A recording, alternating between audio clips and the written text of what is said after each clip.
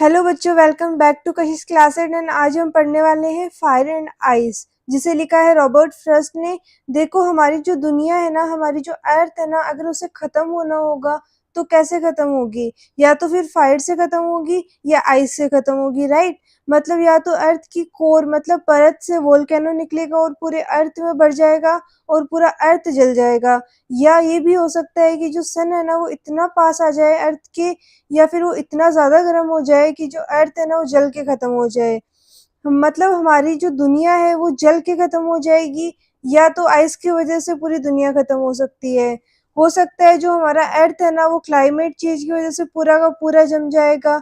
अच्छा, तो तुम लोगों ने अगर स्नोपियर्सर नाम का एक सीरीज़ देखा है जो नेटफ्लिक्स पे अवेलेबल है, उसमें दिखाया गया है बहुत ही ब्यूटीफुल तरीके से कि कैसे जो हमारा पूरा अर्थ है ना उसमें इतने सारे लोग जम जाते हैं और मारे जाते हैं। बस एक ट्रेन जो कि 365 डेज़ चलते रहता है, उसके अंदर कुछ लोग ज़िंदा होते हैं, लगभग 1000-2000 लोग जो अपना एक एनवायरनमेंट बना के। ख़ैर, ये अलग पार्ट है, ओके, ये तुम्हारे एग्ज़ाम में नहीं आने वाला है, ये बस मैं अपने इंटरेस्ट से बता रही हूँ।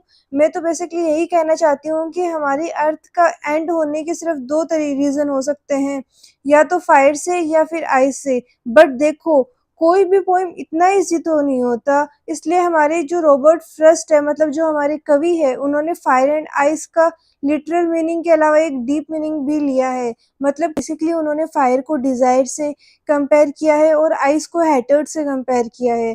फायर को किससे कंपेयर किया गया है? डिज़ायर से। डिज़ायर का मतलब क्या होता है? इच्छा होना या फिर किसी चीज़ की चाह होना। और आइस को किससे कंपेयर किया गया है? हैटर्ड से। हैटेड का मतलब नफ़रत होना, मतलब कि अगर दुनिया को ख़त्म होना हो तो वो फायर मतलब कि डिज़ायर की वज़ह से भी ख़त्म हो सकती है। चलो एक एग्ज़ाम्पल लेके समझाती हूँ। अपने सबसे हरामी दोस्त को इमेजिन करो और मान लो वो एक डिज़ायर रखता है कि उसे इंडिया का पीएम बनना है, और मान लो वो बन भी जाता है तो क्या होगा? हो गई ना इंडिया बर्बाद। ये तो सिर्फ़ एक इंसान की कहानी थी, मान लो ऐसे कई इंसानों की डिज़ायर या इच्छा पूरी होने लगी तो पूरी दुनिया का क्या होगा? इससे भी सिंपल एग्ज़ाम्पल लें, मान लो एक टाइम में अगर हिटलर की इच्छा पूरी हो जाती तो वो दुनिया का क्या होता? वो छोड़ो, आज के टाइम में जो नॉर्थ कोरिया का लीडर है किम जोंग, अगर उसकी डिज़ायर पूरी होती तो दुनिया का क्या होता? तो मतलब कवि ये कहना चाहते हैं कि ये जो पूरी दुनिया है ना, ये फायर की लिटरल मीनिंग मतलब खुद जल के तो खत्म हो ही सकती है। साथ में जो फायर की डीप मीनिंग है, मतलब जो डिज़ायर है, इच्छा है, इच्छा की वज़ह से भी ये जो दुनिया है वो खत्म हो सकती है। कवि ये भी कहते हैं कि ये जो पूरी दुनिया है वो आइस यानी हैटर्ड की वज़ह से भी खत्म हो सकती है। एक एग्ज़ाम्पल से समझाती हूँ। तुम खुद ही बताओ, तुम्हें अपने पड़ोसी से, मामा जी के लड़के से, या फिर उस दोस्त से जिसकी गर्लफ्रेंड बहुत ज़्यादा सुंदर है, तो ऑब्वियसली तुम इन सब से नफ़रत ही करते हो ना, और अगर तुम्हारा बस चले तो तुम उनको ज़िंदा दफ़ना दोगे। तो इसीलिए कवि ये भी कहते हैं कि ये जो पूरी दुनिया है, ये हैटर्ड नफ़रत की वज़ह से भी ख़त्म हो सकती है। मतलब एक टाइम पे नफ़रत इतनी ज़्यादा बढ़ जाएगी कि पूरी दुनिया ख़त्म हो जाएगी। फिर कवि कहते हैं कि जहाँ तक मुझे फायर यानी कि डिज़ायर का पता है, तो मैं उन लोगों को सपोर्ट करता हूँ, मैं उन लोगों के साथ हूँ जो लोग ये सोचते हैं कि ये जो पूरी दुनिया है, ये फायर की वज़ह से ख़त्म होगी, लेकिन ये जो दुनिया है ना, ये किसी तरह से बच जाती है, या फिर इसे